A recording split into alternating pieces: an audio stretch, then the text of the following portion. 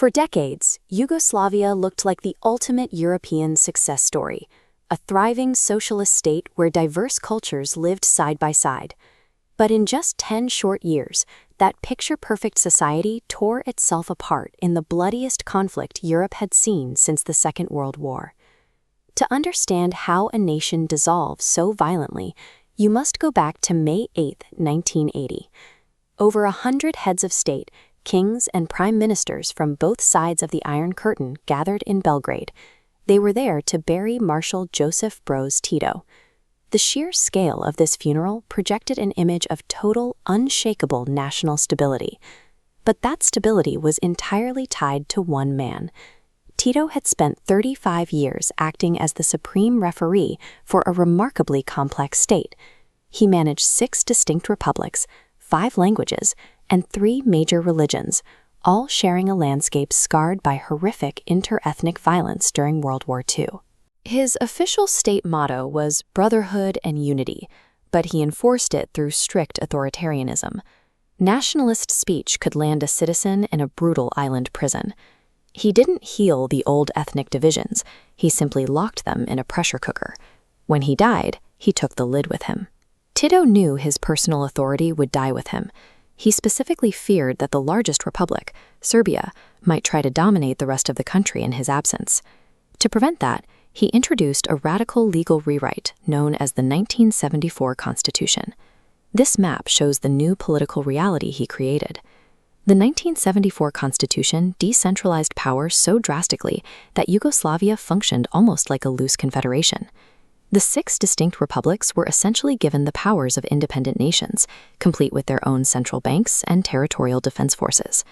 Tito went a step further to intentionally weaken Serbian influence. He carved out 2 autonomous provinces within Serbia's borders, Kosovo in the south and Vojvodina in the north.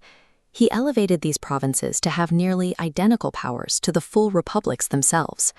At the very top, executive power was handed to an 8-member collective presidency, with 1 seat for each republic and province. Because every single representative held veto power, making a unified federal decision became nearly mathematically impossible. In his attempt to balance the country and prevent any one group from taking over, Tito built a government completely incapable of governing. The state was structurally paralyzed, leaving it highly vulnerable to the next disaster. During the Cold War, Yugoslavia relied heavily on cheap Western loans to subsidize a comfortable standard of living. When the global oil shocks of the 1970s hit, Western central banks cranked up interest rates to fight inflation. Almost overnight, the interest on Yugoslavia's $20 billion foreign debt became impossible to pay. Forced to turn to the IMF for a bailout, the federal government had to implement brutal austerity measures. Inflation spiraled completely out of control, eventually topping 2,500%. Citizens faced extreme shortages of coffee, detergent, and cooking oil, and had to wait in massive lines just to get rationed gasoline. This economic pain quickly fractured along regional lines.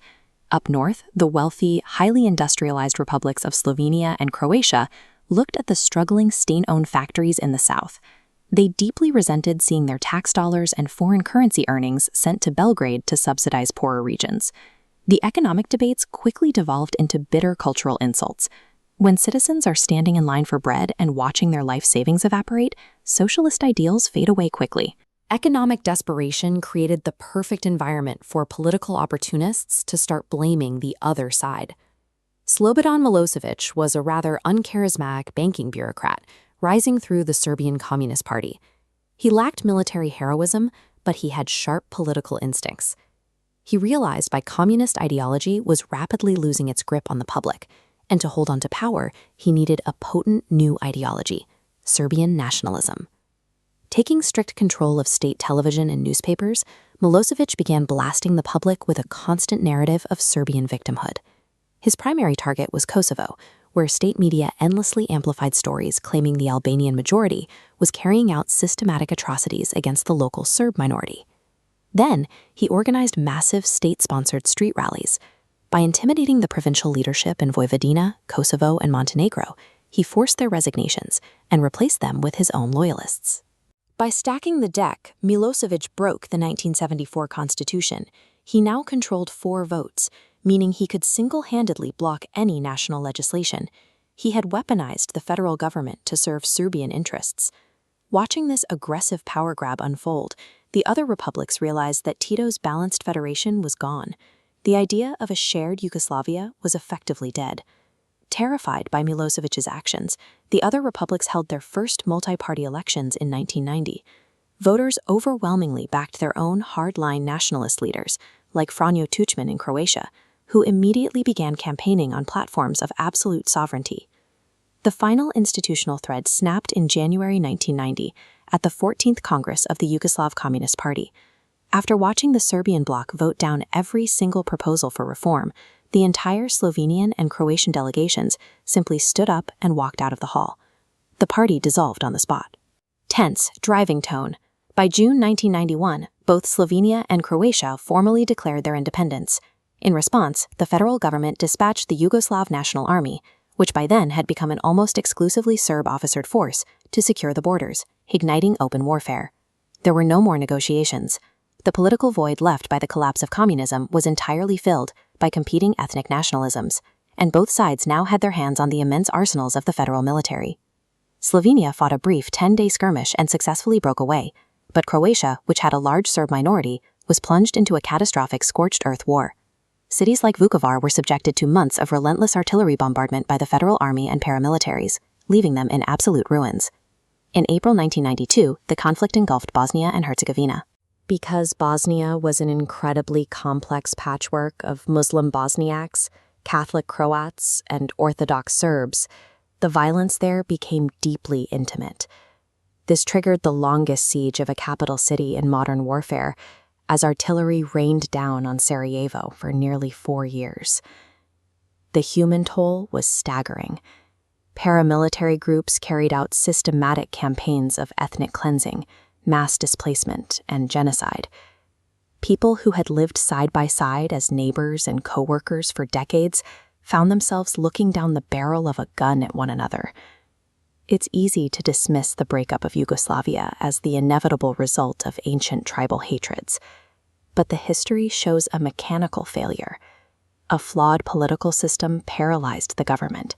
An economic collapse drove the population to desperation, and opportunistic politicians chose to drown their own country in blood, just so they could rule the ashes. In the 6th century, the Roman Empire appeared to be on the verge of a total restoration. Emperor Justinian launched a series of massive military campaigns, pulling the lost western provinces of Italy and North Africa back under the central control of Constantinople. 1,400 years later, Marshal Joseph Broz Tito assembled 6 republics, 5 languages, and 3 major religions into a federation that functioned for decades as a stable, unified state. On the surface, both empires represented the pinnacle of regional unification. Yet within a generation of their peak, both dissolved into absolute ruin, leaving their territories to be torn apart by cycles of internal violence. This suggests that the very methods used to hold disparate regions together may also determine how violently they eventually come apart. Maintaining an empire across thousands of miles requires a constant drain on resources. Justinian's forces were locked in simultaneous wars, attempting to pacify the Italian peninsula while defending the existing borders in the east. To prevent a Persian invasion during these western campaigns, Justinian paid the Persians 11,000 pounds of gold. This eternal peace was less a diplomatic triumph than a massive financial bribe designed to keep the eastern frontier quiet. Yugoslavia's stability was also built on a precarious financial foundation. Throughout the Cold War, Tito maintained high living standards and rapid industrialization by securing billions of dollars in low-interest loans from Western nations. When global interest rates spiked in the 1980s, Yugoslavia could no longer service that $20 billion debt. The result was total bankruptcy and hyperinflation that peaked at 2,500%, leading to chronic shortages of basic necessities. This chart shows the widening economic gap that followed.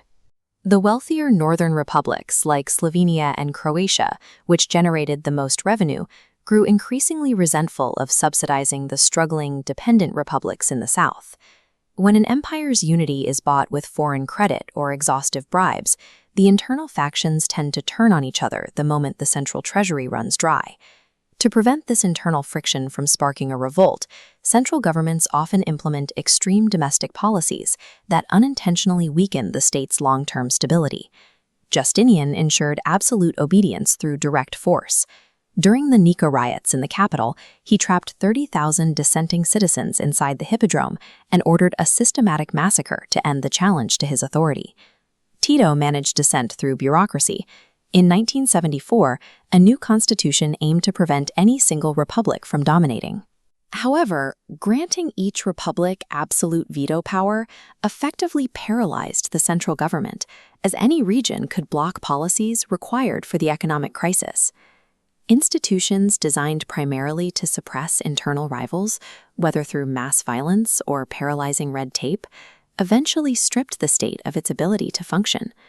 A state already exhausted by debt and legislative paralysis is rarely able to survive a sudden systemic shock. For the Romans, that shock was the Justinian plague.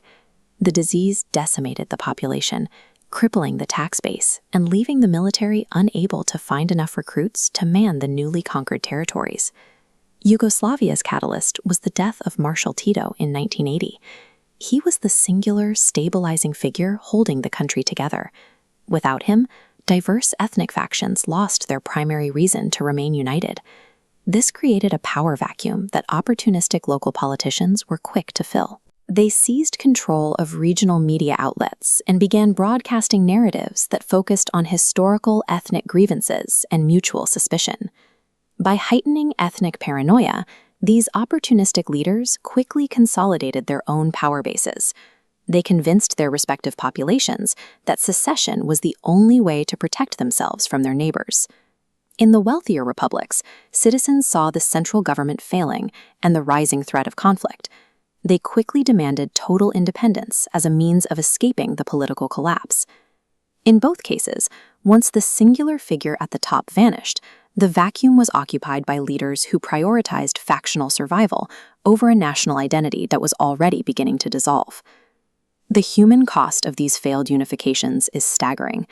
Justinian's wars did not restore Italy. They left it a depopulated wasteland with ruined infrastructure, leaving the region vulnerable to invasion for centuries. Yugoslavia followed a similar path, unraveling into brutal ethnic cleansing and the total destruction of thriving cities that had once been symbols of multicultural unity. When an overarching authority fragments, the military hardware intended to protect the state is often turned by neighbors against neighbors. The chaos in the Balkans grew so severe that it required international military intervention to stop the violence and manage the remnants of the state. Geopolitical unity is difficult to sustain when it is built primarily on military force, unsustainable debt, or constitutional workarounds. Without underlying social cohesion, these structures become increasingly fragile until a single shock causes the entire system to fail.